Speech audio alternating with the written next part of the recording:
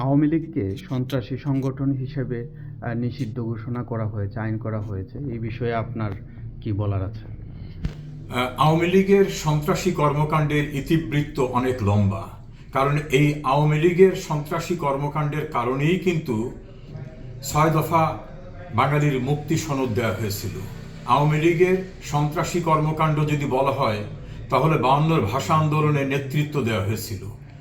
আওয়ামী লীগের সন্ত্রাসী কর্মকাণ্ড যদি বলা হয় তাহলে আইয়ুবের মার্শাল্লার বিরুদ্ধে যে আন্দোলন গড়ে উঠেছিল বাঙালির অধিকার জন্য, সেই নেতৃত্ব দেওয়াটা।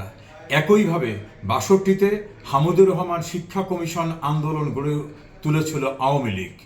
৬৯-এর গণ অভ্যুত্থান আওয়ামী লীগের নেতৃত্ব হয়েছিল। বাঙালি জাতির অধিকার আদায়ের জন্য আওয়ামী লীগ সর্বোচ্চ ম্যান্ডেট পেয়েছিল ১৯৭০ সনের নির্বাচনে। আওয়ামী লীগকে সন্ত্রাসী কর্মকাণ্ডের সংগঠন বলা হলে সেই সংগঠনই কিন্তু যুদ্ধের নেতৃত্ব দিয়ে পরাধীনতার শৃঙ্খল ভেঙে স্বাধীন সার্বভৌম বাংলাদেশ এনে দিয়েছে। এই আওয়ামী লীগের নেতৃত্বের সরকারই কিন্তু মাতৃভাষাকে আন্তর্জাতিক পর্যায়ে নিয়ে যাওয়ার যে কৃতিত্ব সেটা অর্জন করেছে। এই আওয়ামী লীগের নেতৃত্বেই কিন্তু ৯০-এর গণ অভ্যুত্থান হয়েছে। এই আওয়ামী লীগের নেতৃত্বেই কিন্তু বাংলাদেশ একটা প্রাকৃতিক বিপর্যয়ের এবং ভয়াবহ একটা খারাপ অবস্থা রাষ্ট্র, সেই রাষ্ট্রটাকে উন্নয়নের রোল মডেলে পরিণত করা হয়েছে। প্রতিটি গ্রামে বিদ্যুৎ, প্রতিটি গ্রামে ইলেকট্রনিক ব্যবস্থা, ইন্টারনেট কমিউনিকেশনস, প্রতিটি জেলায় উন্নত শিক্ষা ব্যবস্থা, শিক্ষার্থীদের জন্য বিনা বেতনে তাদেরকে পড়ার সুযোগ সুবিধা করে দেওয়া, নারীর অধিকার নিশ্চিত করা, ১২৫টি ব্যবস্থাপনার মধ্য দিয়ে ১২৫টি কর্মসূচির মধ্য থেকে সামাজিক নিরাপত্তা বেষ্টনী, সোশ্যাল সেফটি নেটওয়ার্ক করে দেওয়া হয়েছে। এই সন্ত্রাসী আওয়ামী লীগের নেতৃত্বে কিন্তু বাংলাদেশে নিজের টাকায় পদ্মা সেতু হয়েছে, মেট্রো রেল হয়েছে, এলিভেটেড এক্সপ্রেসওয়ে হয়েছে, থার্ড টার্মিনাল হয়েছে, কর্ণফুলী টানেল হয়েছে। এবং বাংলাদেশের হেন কোনো প্রান্ত নাই যেখানে শতভাগ বিদ্যুতায়িত ব্যবস্থা হয়নি।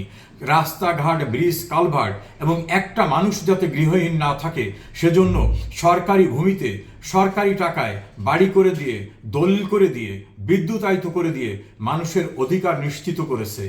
এই আওয়ামী লীগের নেতৃত্বেই কিন্তু পরাধীনতার থেকে বাংলাদেশ স্বাধীন হয়েছে।